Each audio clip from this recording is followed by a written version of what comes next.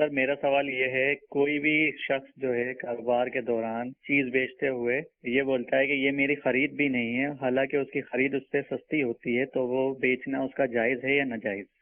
ٹھیک ہے جی، دیکھیں اس کا یہ عمل جو ہے وہ جھوٹ پر مشتمل ہے، اور اس کا جو یہ عمل ہے وہ ناجائز ہے۔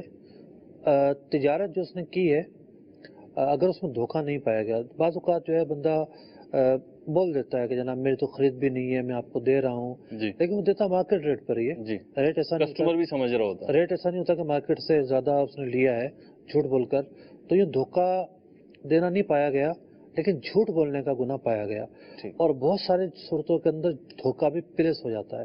ٹھیک ہے مثال کے طور پر اگر وہ یہ کہے کہ جناب یہ چیز تو 1000 روپے کی ہے اور وہ ہو 500 روپے کی، ٹھیک ہے، مارکیٹ ویلیو اس کی مارکیٹ ویلیو 500 روپے ٹھیک کی ہے۔ ہو، سب دکان والے 500 کی بیچتے جی ہوں، جی تو یہاں جھوٹ بھی اور دھوکہ بھی دو چیزیں جمع ہو جاتی ہیں، ٹھیک اور دھوکے کے اندر پھر حقوق العبد کا معاملہ بھی آ جائے گا۔ ٹھیک ہے، پھر وہ دوسری بھی اس میں شکیں شامل ہو جائیں گی۔